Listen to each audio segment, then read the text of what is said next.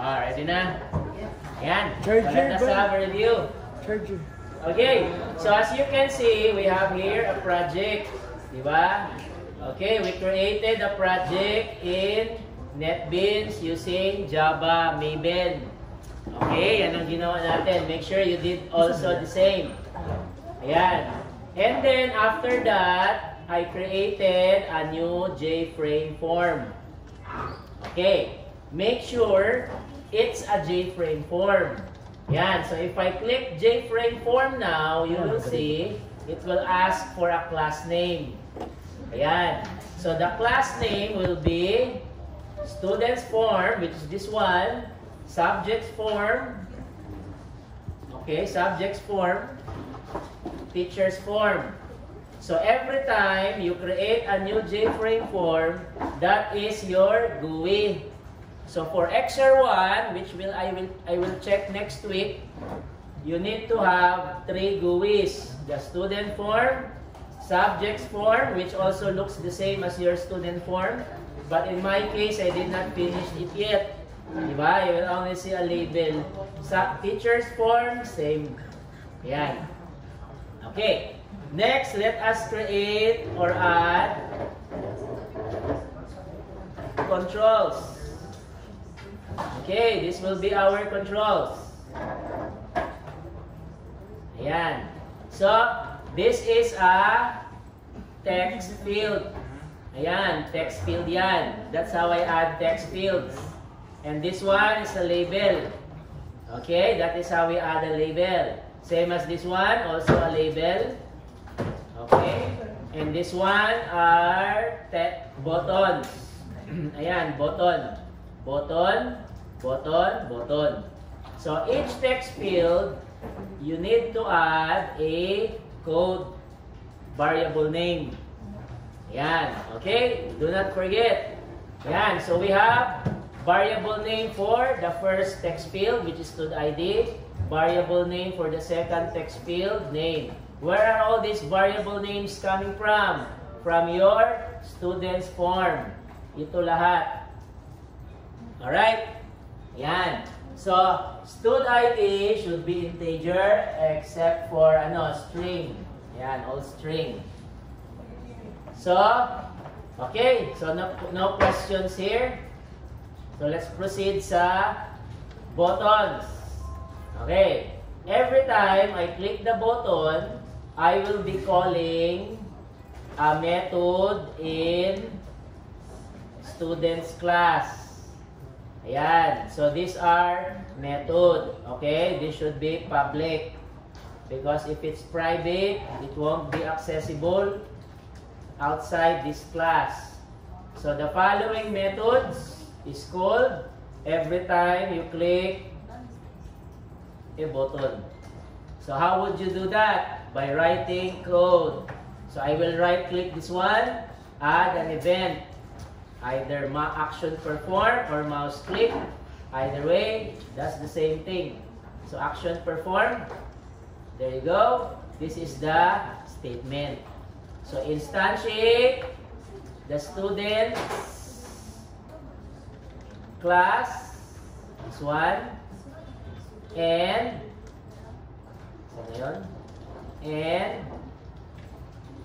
call the variable, object variable. Call the method. Ayan, that's what I did.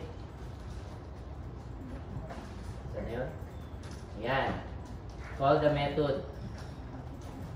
Okay. So, okay, next is every time you run the project, you need to show this UI. Ayan, how would you do that? You need to do that in your main. Okay, this is the main subroutine. Ayan. Every time you create a new project, it creates this for you. So every time you run your project, this will be the first method that will execute. Diba? Same sa C++. Same with Java. You have main. Yan. So, just do not mind this method yet. Okay, because this is what I will discuss today. So first is instantiate the student's form, which is this one. This is the class, diba? Student's form. Okay, instantiate. And then call the method set visible. Yan. So every time you run, it does just that. Okay, ayan. So let me show you. There you go. Okay, that's the use of doing this. Yan, yun ang purpose niyan. Alright, what about menus? Okay, so every time you click the button, click this button, it will print this system out print. Okay, because we're calling the method. Ayan, so let's see. Click the button, save click. Ayan, so the save click message here, as you can see, let me show it to you. Ayan, is because you're calling this method, and this method does what? Print. That's it. Ayan. So we're going to add logic in this section later. That's why make sure by this time, meron ka ng working code without Linux server just yet. Ayan, wala pa tayong Linux server ha. That's why I said do not do just that just now. We're going to do that later. Okay, so we have now working method that is called every time you click the button. Okay, dapat natapos nyo na yan ngayon para by next week you can finish Exer 1. Okay, next we have menus. Ayan, how do we do this? Using the menu swing controls. This is a menu bar. Ayan, as you can see, I'm adding a menu bar. And then I just edit the text. You can edit this. And then you can add menu items. So these are menu items, subject, teacher, and I added a separator. So you can add a separator if you want. So yung separator natin. So we have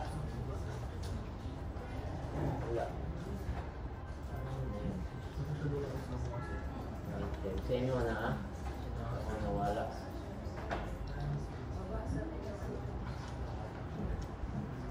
Wala naman. Nawala. Sige lang. Sa akin nawala. Okay, sige lang. Ayan. So what happens if I click this one? You need to select. Okay, ganyan. Select. Yan. Event. Yan. Yan. Okay, it should be like this.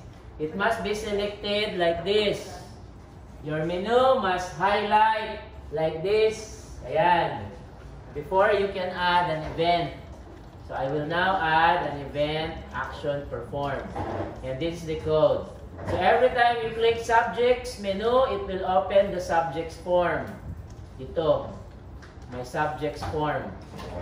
Okay, I did not finish it yet. So for your Exer 1, you need to complete the subjects form, teacher's form, similar to student's form, but make sure all the fields here are consistent with the subjects, class variables, and teachers class variables. Yan, it must be the same. Okay, so that's the code for the menu. Calling the form. Ayan. Okay, that is what we did last meeting. So let's proceed to our topic today. So our topic today is you are going to use the Linux server. Yan. Okay, because database or data is not found in your computer. It is in another computer somewhere. Okay, that's why we need a server.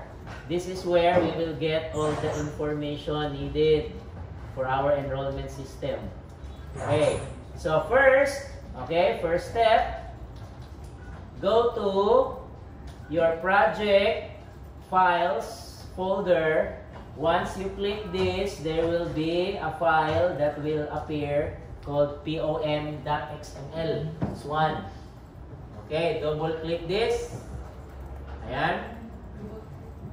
Okay, double click POM XML. Yan, this is for today's topic.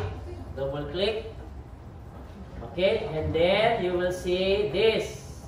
This is what you need to add. Currently, ganyan lang yan siya. Diba?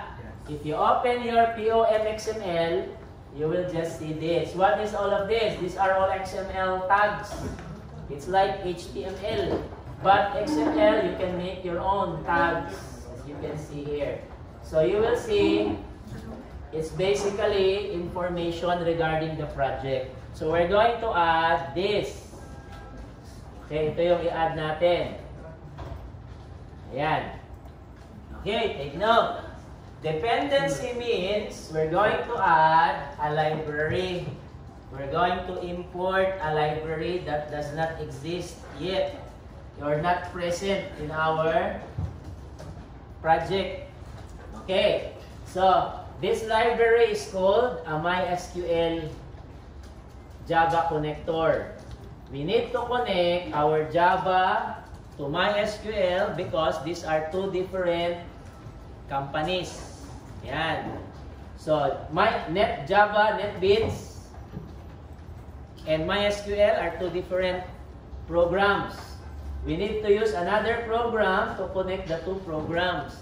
That's the MySQL connector. Okay, and then the version. Yan. Okay. So once this is done, we can now, you need to go to your main and do add class variables. This is your main class. Okay, ito yung main class. Diba? Alright. So every class that you see here, students, may variable. Subjects, class variable. Diba? Teacher, same thing. In our main, this will be its class variable. Okay, you will see here, public. So, pwede na wala yung public. Optional lang mo yan, kaya public naman. Ang ginalagay lang dyan, private kung private. Ayan. Okay, what are all these variables for? These are all required to connect our client sa server. If you misspell this one, it will show an error. So, meaning, this is based sa libraries. Kung wala yan, okay, as you can see, this will be the result. What you will do is, select, Alt, Enter, select Java SQL connection. Okay, ayan. It will appear automatically. You don't have to type that one. So, huwag nyo na i-type yan. Next is, select this one, Alt, Enter, Java SQL statement again. There you go. Okay, no need to type this one. It will be placed automatically. And then, Java SQL result set. Ayan. Okay. So, this is a variable to connect our program sa server. This is the SQL query. This is the relation. Okay, the resulting set. Ayan. They are all set to static. What is static? Again, para saan ba ang static? Static variables does what? Ha? Para makita saan? Okay. Static variables are variables that is only created once. Even if you instantiate this class multiple times, once lang yung variable. But if it's not static, for example, nilagay mo dyan, ganyan, ano man yan, di man yan siya int. Okay, pag hindi yan siya static, like string, nilagay mo ganyan, if you instantiate the class, it will create multiple copies for every instantiation. But for static, kaisa lang. Yan. So we're going to use static variables for this because we can instantiate this class multiple times, pero once lang itong variable.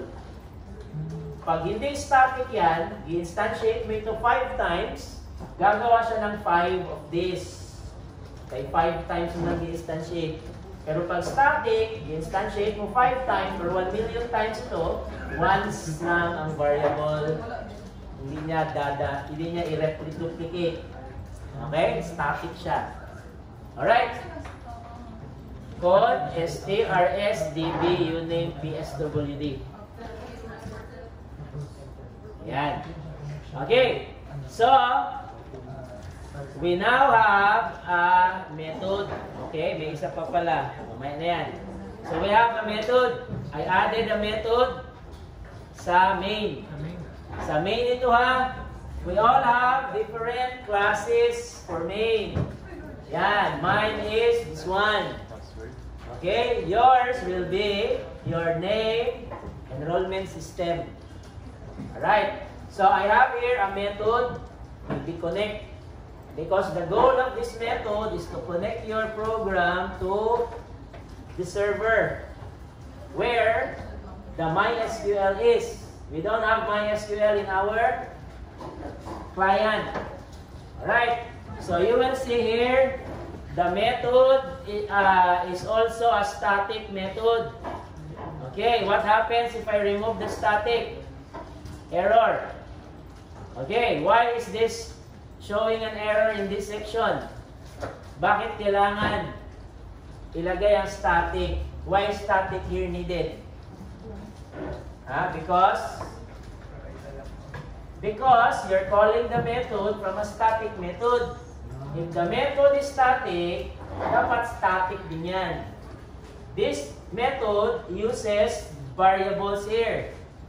If this variable is from a static method, dapat static din yung variable. Okay, so meaning,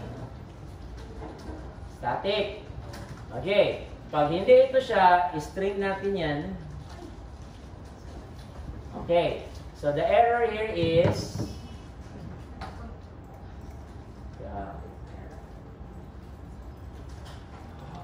okay, so dapat static din siya.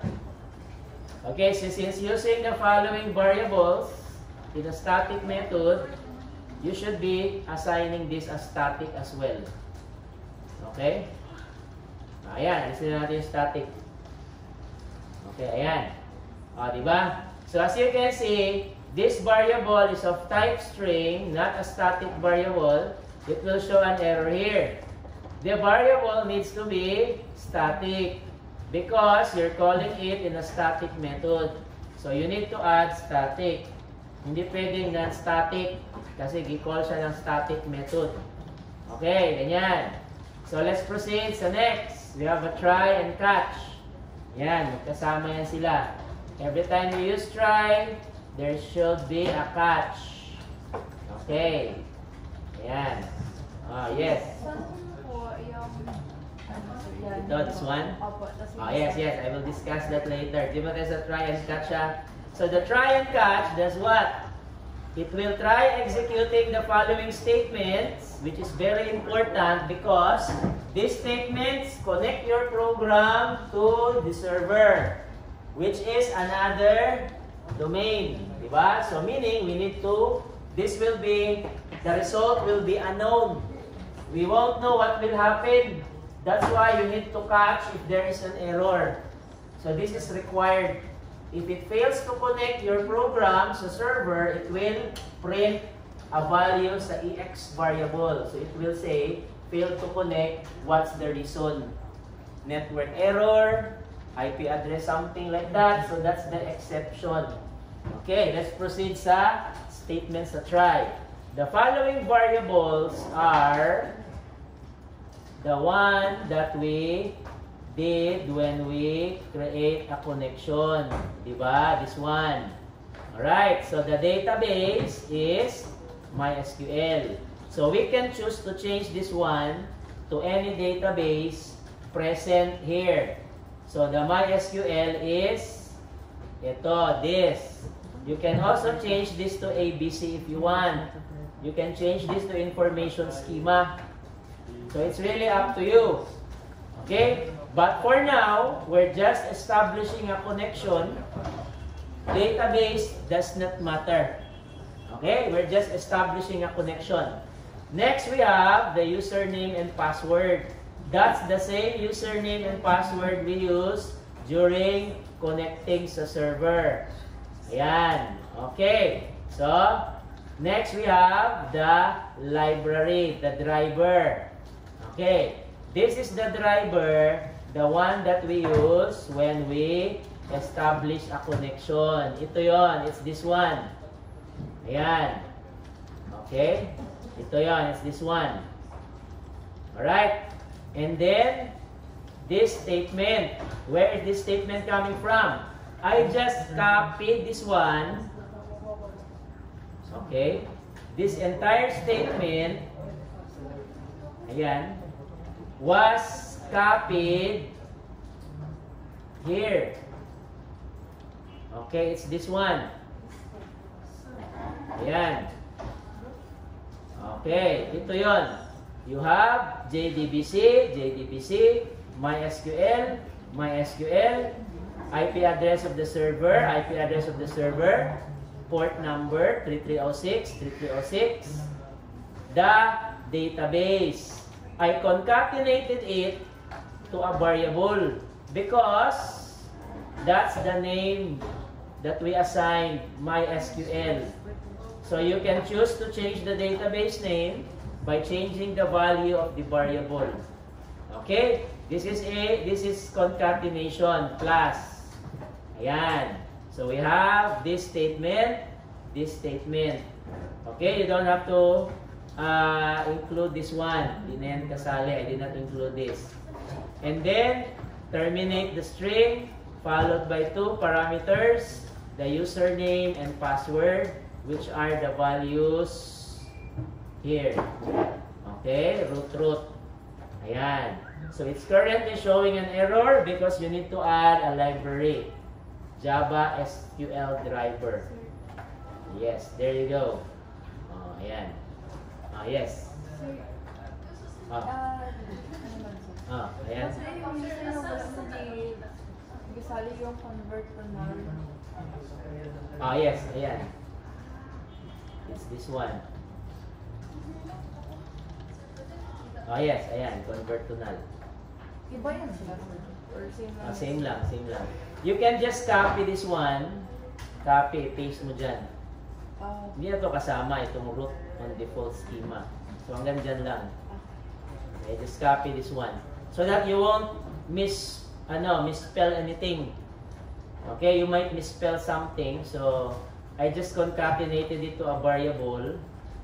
Okay, and that's it. Because you can choose to not use MySQL if you want. Okay? Ayan, there you go. Asan? Ito, import. You don't type this one, okay, like this, ganyan. You don't type that one. It will automatically write the import for you. So just press Alt Enter, Java SQL Driver Manager, click this, that's it. Okay, ganyan. So maglagay na yun siya dun. So that you will not misspell anything. Okay, so the purpose of this is because we added an import library. Okay, if you did not do this, this will show an error. It will be unrecognized. If this is unrecognized, probably you did not add dependencies. Okay, that's the importance of using the dependencies. Okay, this is the connection statement, printing connected. Once you see the string or text connected, meaning we successfully connected our program sa server. What if I change the IP address? I-change ko siya, gawin kong 1. Okay, I change it from 93 to 1. If I run my program, my project, there will be no connected. Okay, di ba? Wala. It will not say connected. Okay, nothing happens. Not even a GUI. Di ba? Not even a GUI. Okay, it cannot connect to this IP address because it does not exist. So I will change it back to 3. Okay, so the IP address is now correct. Correct na IP address. Okay, if I execute this, it will say connected, meaning we successfully perform all of these statements. If it fails to do that, it will proceed sa catch, which it did not print. Okay? Ganyan. Alright? Okay? Yes. Questions? None so far? Questions? Yes. Sir? May pag-ibalik na taas, sir, sa import. Ayan. Do not type this one. Automatic na yan. Do not type all of these imports. Just add the following variables. That's it. Okay? Alright. So let's proceed to your next examples for your Exer 1. So I will be checking Exer 1 next week. Okay? Monday. Yes. So you have a weekend. And I will give you time later. Yes, I will give you time later to finish exercise 1. Okay? Yan. So make sure you have Linux server installed already. This is the requirement. So my next example cannot be done if you don't have this one ready. Okay? Yan. So if you don't have this one ready, this will not work. Itong connect na yan. This will not work because you don't have the correct server. Okay. So, let's proceed sa next example. Yan. Okay. So, questions so far? Wala. Yan. So, let's proceed. Okay. So,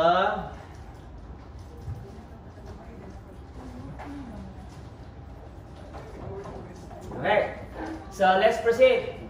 So, we have here the student's method save record. Yan. This method will be the one doing the saving if I click the button. So, if I click this button, this method will be called. Okay, ganyan. So, how do I do that? Okay. So, this will require inserting the following values. Sana yun? Values here sa server.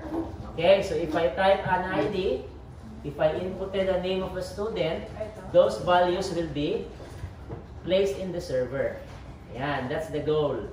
Okay. So, to do that, first, for exercise or Exer 1, we need to first create a database file.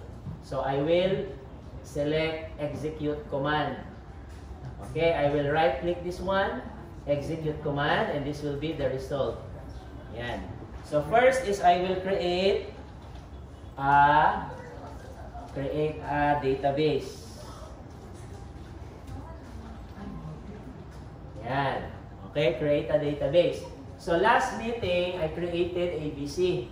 So I will create a database for your Exer 1. So I will call this database, ano ba ngayon? First sem. Okay? School year 2025, 2026.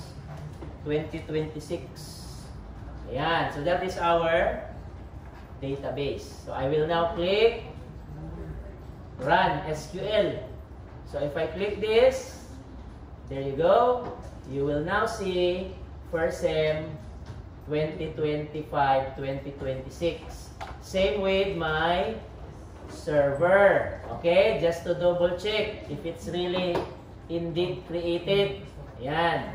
So, log into your MySQL. Type show databases, and there you go. You have first sem 2025-2026. So you now have a database file. Okay, so that's the goal here. Ayan. So we are now going to use this as our database. Ayan. Okay. We're not going to use other databases currently in our server. Ayan. So if I run my project, it will still say connected. Okay? But if you type a wrong database file, Yan, mali yan siya na database. Ayan. Failed to connect. Unknown database. Percent, blah, blah, blah. Meaning it's wrong. It does not exist. So it will tell you because of the EX. Okay, that's the EX there. So meaning you need to correct, you need to have a correct database file. Ayan. Okay? Alright, so let's proceed. So next is we're going to instantiate this one. Because we're going to be using DB Connect. Okay? We're going to be using DB Connect. Ayan. Okay. So, Sir, bali ba sa kulog sa DB? asan?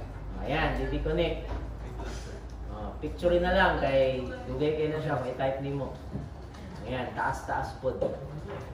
Okay. So, let's proceed sa sa code. Okay, let's proceed sa students. Okay, dito tayo. Ayan. So instead of showing save click, di ba? Every time I click the button save, it will say save click. So instead of doing that, we want to save all of the values here to our SQL table. Ayan. Okay, so let's do just that. Ayan. So first, yes. Paano na, yung SQL table, sir? Wala pa, magawa pa tayo nun. Kaya. Hindi pa tayo, Okay, first is let us instantiate. Okay, let us instantiate the this one. Okay, let's instantiate this class. Ayan. So I will just copy. Okay, asa na yun? Ayan, this instantiate. Okay, there you go, instantiated.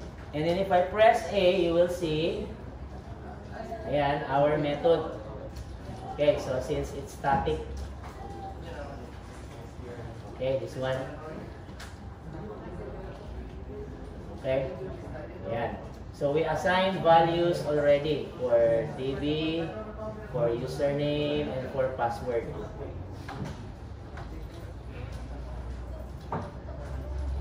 Okay. So next is we're going to call variables. Wala dito.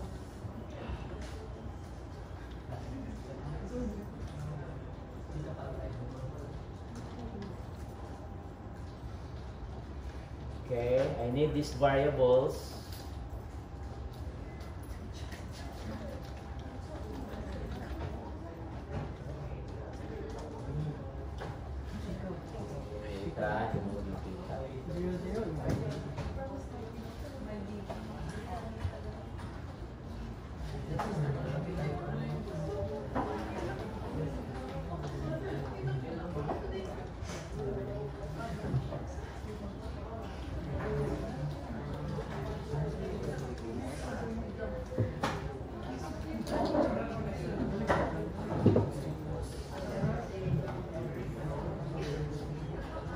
Okay, so kailangan naka non-static. Okay, so that we can call the method. Okay, so as you can see here, we're going to call this one every time I click the button. Okay, every time we click the button, this will be called. Okay, so next step. Sir, madiretso na siya sa server. When you click the button, this one, it will connect sa server and do some things. Pero wala ko maramasat akong server na. That's why you need to set it up. Okay, so connect sa server.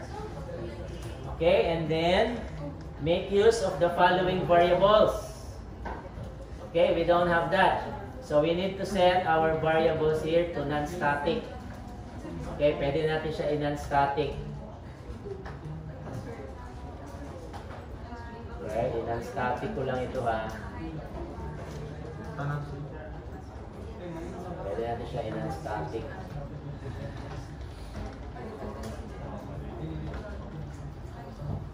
For this one. Okay, because we're going to change its value. Yan.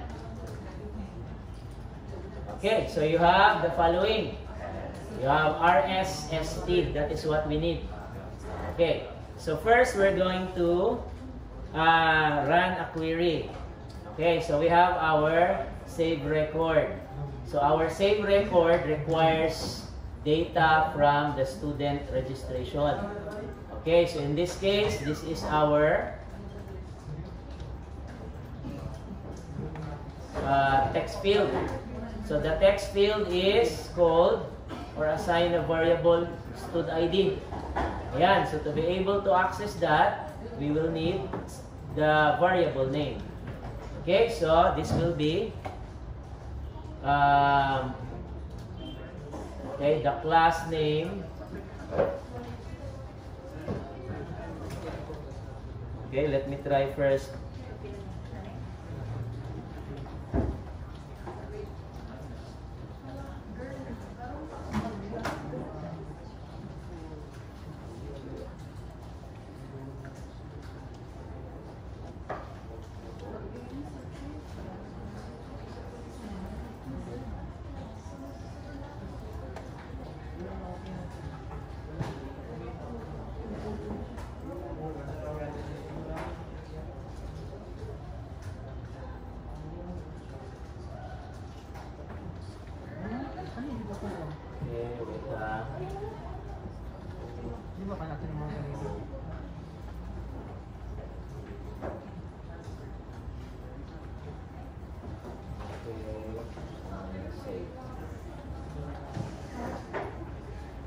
Okay, so save record, we're going to assign the following values. Kaya balik tayo sa students. Yan. So this will be student ID, name, address. Okay. So every time you call this method, it will require you to input the following values. So in this case, ayan, we're now going to add stud ID dot get text. Okay? Tama? What's the next one? It will get the text inputted here, and this one is name.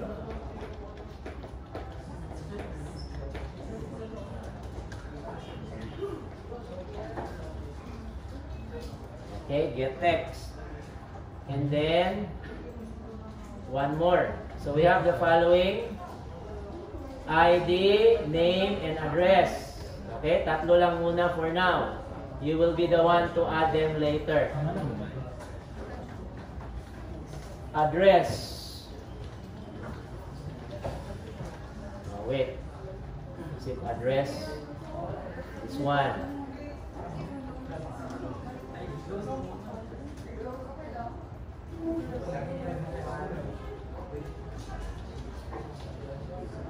Okay, so there you go. Yes. So what's the problem with this now? Why is this showing an error? Because in our students class, we're setting this as integer. Diba? Both parameters, name and address, is string. This one is an integer. Every time you do get text, this will return a text. Okay? So meaning, you must convert this one to integer. Yan. So kailangan naka-int yan siya. Okay. So how do we convert something to integer? Huh? Yan. So parse int. Oh, yes. Parse int Okay, convert to integer natin ha. Oh, yes. Tanggapin niya lang na value sa integer na lang. Integer lang. Every time you input something, it should be integer. Okay?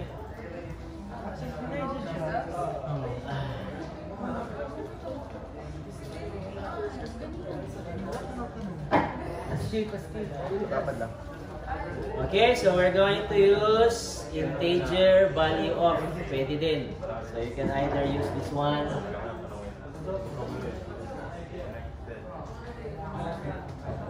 Okay. Alright. Yan, wala nang error.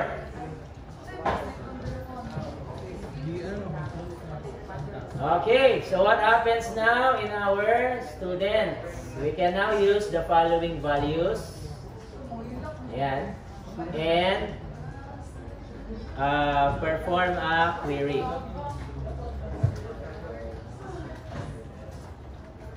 Okay, so let us insert a query.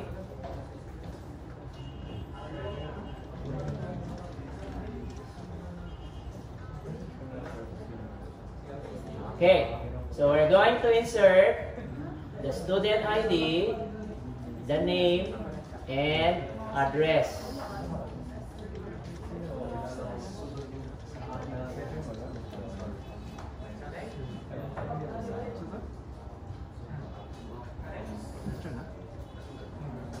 Okay? Ayan.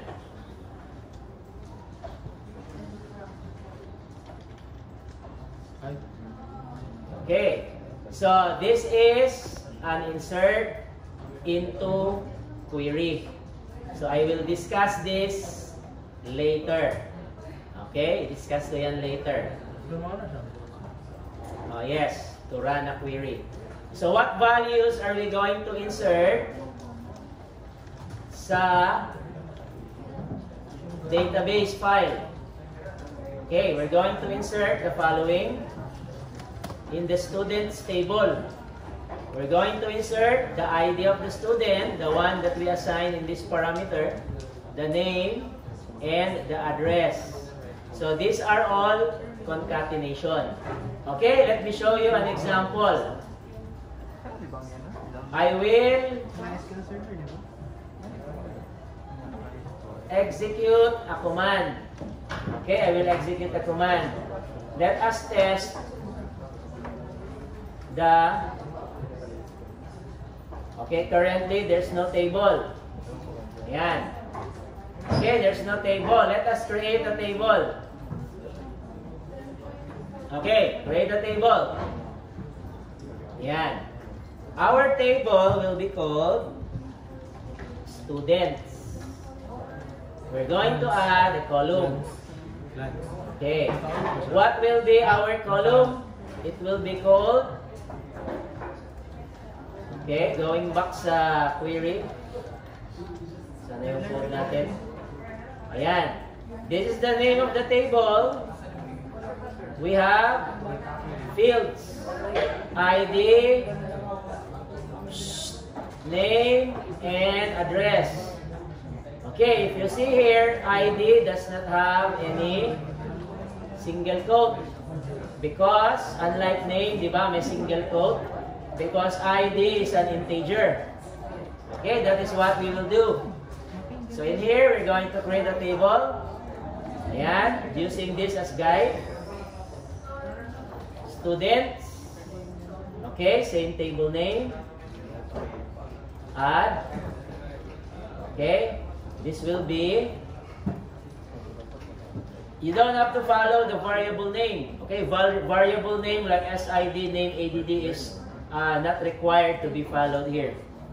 Okay, lagay ko stud ID. The type is int. Ayan. And then, add. Okay, okay. Ayan. Next, add na naman. Add another one. Stud name. Type text. Okay. Ayan. Add another one. Table. Address o table na ito. Address, which is also of type text. Ayan. There you go. Okay. I just did that in my client. I created a table. If you go to your server, it should be doing the same thing. Okay, how do we check if a table is indeed created? So use first SEM SY 2025-2026. Yes, forget the semicolon. Okay. Show tables. Ayan, there you go. So you see, we have now a table called students. Ayan. Okay, how do we know what fields are in the table? Okay, let's see. Define students. Oops, sorry, it's describe. Describe students. Students. Ayan. Okay, you will see the following. Yes. Yung paggawa ng DS, sir, kahit kung what if i-gawin namin yan sa own device namin. So, in your own PC now, you need to do this. Create a table. Okay? What you will do is, you can create the same table in your own personal computers at home. So make sure they are identical because you have a server installed in your PC at home and a different server, okay, in your PCs here. Yan. So make sure you're doing the same thing. But this is only for this should only be done one time. You don't have to keep doing this for every exercise. So for exercise 2, you don't have to do this anymore because you have the database already. It's there in the server already. You're just going to do additional features or code in NetBeans for exercise 2. Okay, up to exercise 10. So once lang yan siya. So you only create tables for exercise 1 once. Kaya isa lang. Okay? Ayan. Just follow the steps of Diagler. Okay, may steps doon. Okay? Alright. Yan. So let's see. So we now have this one. Okay. What if I copy this one? Okay, copy ko ha. I will copy this. And